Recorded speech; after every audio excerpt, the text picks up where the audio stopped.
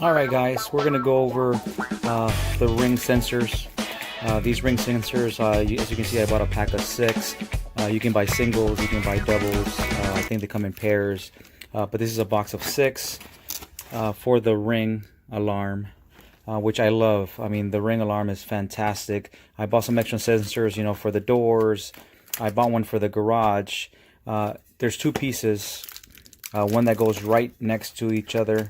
That way it gets the connection, and when it breaks the connection, obviously your alarm will go off. But my struggle was, how do I connect it to my garage door? Because obviously I'm going to show you guys here on a typical garage.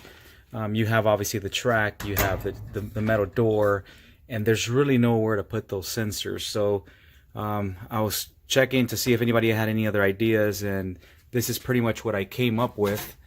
You're going to see here, I installed the first part of the sensor on a little metal clip here, and I double-sided taped, make sure it was completely straight and enough space to obviously connect to the sensor itself, so there's always a connection. The app itself on Ring will let you know when your door is either open, or obviously when it's in the closed position. Obviously if your house is armed, it's going to go ahead and trigger that alarm. And I tried different obviously setups, but when I was doing it horizontally, obviously when the door would go up, it would hit the sensor. So after thinking about it for 5-10 minutes, I thought about the best solution, which is to go vertical, and obviously that leaves the sensor in place. I screwed that in with the bracket, and then once you open your garage door, this doesn't obstruct it, obviously, or hit it at all. It goes completely up.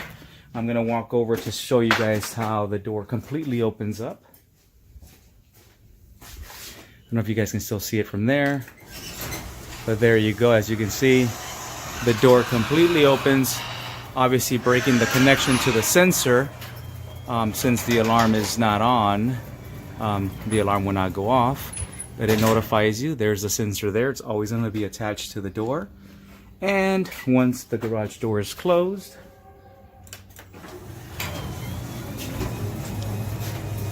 I wanted you guys to see this.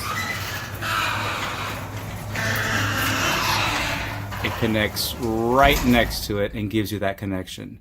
So hopefully this helps, because like I said, I was kind of trying to figure this out, and it took me a good 5-10 minutes. But overall, I'm satisfied. It makes the connection, and hope this helps you guys with your installation with your Ring device.